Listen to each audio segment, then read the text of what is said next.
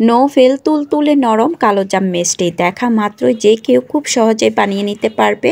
আর দেখুন চামচটা লাগানোর সাথে সাথে কিন্তু মিষ্টিটা কেটে যাচ্ছে আর মুখে দিলে মিলিয়ে যায়। আসসালামু আলাইকুম, কেমন আছেন সবাই? আশা করি ভালো আছেন। আজকের আমার এই মিষ্টি রেসিপিটা যদি আপনারা ফলো করে বানান তাহলে 100% গ্যারান্টি পারফেক্ট একটা কালোজাম মিষ্টি তৈরি করে নিতে পারবেন।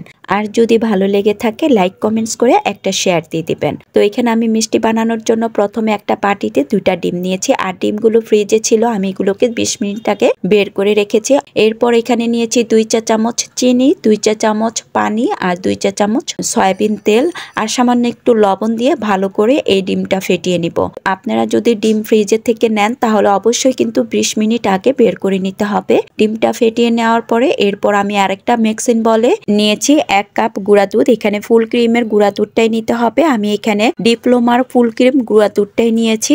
এরপর নিয়েছি আধা কাপ ময়দা আর 2 চা চামচ বেকিং পাউডার। আমি এখানে বেকিং পাউডারটা নিয়েছি, বেকিং সোডা নিয়ে নেই। তারপর ভালো করে এই শুকনো উপকরণগুলো হাত দিয়ে ঘষে ঘষে মিক্স করে নেব। আপনারা চাইলে একটা চালনিতে এই শুকনো উপকরণগুলো চেলে নিতে পারেন, তাহলে সবগুলো উপকরণ একসাথে ভালো করে মিক্স হয়ে যাবে।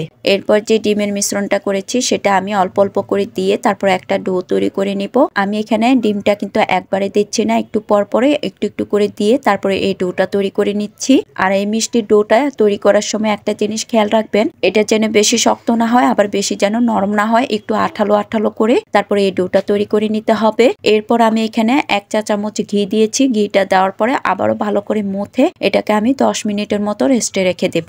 আর এখানে ডিমটা কিন্তু পুরাটা লাগে না, অল্প একটু বাকি রয়ে গিয়েছে। এরপর আমি অল্প একটু সয়াবিন তেল হাতে মেখে আমি মিষ্টিগুলো বানিয়ে নেব। এখানে আমি আমার পছন্দ মতো করে শেপ দিয়ে নিচ্ছি। আপনারা চাইলে আপনাদের পছন্দ অনুযায়ী গোল আকারও করে নিতে পারেন। আর মিষ্টিগুলো যখন হাতে শেপ দিয়ে নেবেন তখন একটা জিনিস খেয়াল রাখবেন, মিষ্টিগুলোর গায়ে যেন কোনো রকম ফাটল না থাকে, একদম যে স্মুথ একটা মিষ্টি হয়। এই তো আমার এখানে সবগুলো মিষ্টি বানানো হয়ে গিয়েছে। আর এই যে দেখুন একটা মিষ্টিতেও কিন্তু কোনো ফাটা দাগ নেই। এরপর আমি চলে যাব চুলাতে। এখানে আমি মিষ্টির জন্য শিরা তৈরি করে নিব। একটা পাত্রে দিয়ে দিয়েছি 2 কাপ চিনি আর 2 কাপ চিনির সাথে এখানে আমি 4 কাপ মেপে মেপে পানি দিয়ে নিব। এই শিরাটা বুঝে শুনে বানাতে হবে, 2 কাপ চিনির সাথে 4 কাপ পানি দিতে হবে। এই তো পানিটা দেওয়ার পরে এখানে আমি 4-5টার মতো এলাচ দিয়েছি, এই মিষ্টির শিরাটা যেন সুন্দর একটা ফ্লেভার বের হয়। এবার আমি এটাকে কিছুক্ষণ জাল দিয়ে নিব, বেশি জাল দিব না, 2-3টা বলক আসলে আমি চুলার আগুনটা অফ করে দিব। এবার আমি মিষ্টিগুলো ভেজে নেব। এখানে আমি একটা কড়াইতে সয়াবিন তেলটা দিয়ে নিয়েছি আর তেলটা বেশি গরম করা যাবে না, ঠান্ডা অবস্থায় এখানে আমি এক এক করে সবগুলো মিষ্টি দিয়ে নিব। এরপর চুলার আগুনটা একদম লো হিটে রেখে এগুলোকে ভেজে নেব। তো বেশ কিছুক্ষণ ভেজে নেওয়ার পরে যখন মিষ্টিগুলো উপর দিকে ভেসে উঠবে তখন আমি একটা স্প্যাচুলার দিয়ে এগুলোকে ঘুরিয়ে ঘুরিয়ে ভেজে নেব।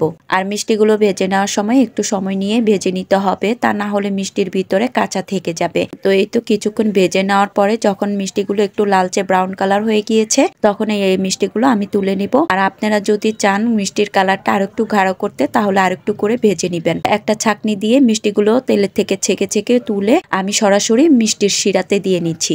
এরপর আমি চুলার আগুনটা জ্বালিয়ে দিয়ে আমি 5 মিনিটের মতো জাল দিয়ে নেব। যখন ভালো করে বলকটা উঠে আসবে একটা ঢাকনা দিয়ে ঢেকে 2-3 মিনিটের মতো জাল দিয়ে নেব।